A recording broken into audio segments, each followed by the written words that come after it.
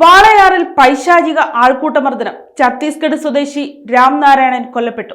വാളയാർ അട്ടപ്പള്ളത്ത് നടന്ന ആൾക്കൂട്ടമർദ്ദനം മനുഷ്യ മനസ്സിനെ നടുക്കുന്ന തരത്തിലായിരുന്നു. കാലിന്റെ ചെറുവിരൽ മുതൽ തലയോട്ടി വരെ അടിച്ചു തകർത്തു. മരിച്ചിട്ടും മർദ്ദനം തുടർന്നു. ഇത്രയധികം മർദ്ദനമേറ്റ ശരീരം ആദ്യമായാണ് കാണുന്നത്.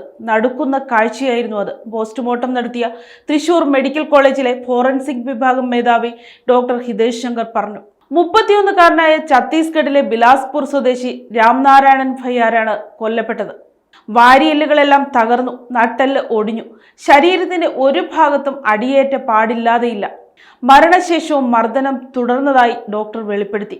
പോസ്റ്റ്മോർട്ടം റിപ്പോർട്ടിൽ തലച്ചോറിനുണ്ടായ രക്തസ്രാവമാണ് മരണകാരണമെന്ന് വ്യക്തമാക്കുന്നു. ശക്തിയിൽ അടിച്ചുണ്ടായ പരുക്കുകൾ ശരീരമാസകലം 40-ലേറെ.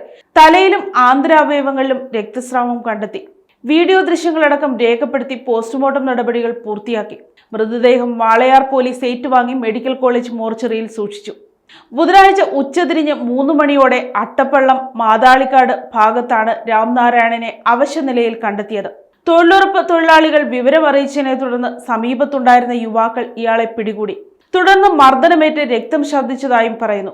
രാത്രി 7 മണിയോടെ പോലീസ് എത്തി ആംബുലൻസിൽ ജില്ലാ ആശുപത്രിയിലേക്ക് കൊണ്ടുപോയെങ്കിലും പുതുശ്ശേരിയിൽ കുഴഞ്ഞു വീണ ഇയാളെ ആശുപത്രിയിൽ എത്തിച്ചപ്പോൾ മരണം സ്ഥിരീകരിക്കുകയായിരുന്നു. നീ ബംഗ്ലാദേശിയാണോ എന്ന് ആക്രോശിച്ചുകൊണ്ട് ഒരു കൂട്ടം ആളുകൾ രാംനാരായണന്റെ മുഖത്ത് മർദ്ദിക്കുന്നതിന്റെ ദൃശ്യങ്ങളും പുറത്തുവന്നു. സംഭവ സ്ഥലത്ത് വെച്ചാണ് മരണം സംഭവിച്ചതെന്നും മരണശേഷവും മർദ്ദനം തുടർന്നുവെന്നുമുള്ള ഡോക്ടറുടെ വെളിപ്പെടുത്തലുകൾ പോലീസ് നൽകിയ വിശദീകരണങ്ങളെ സംശയനിഴലിലാക്കുന്നു. News desk Kottarakkara media.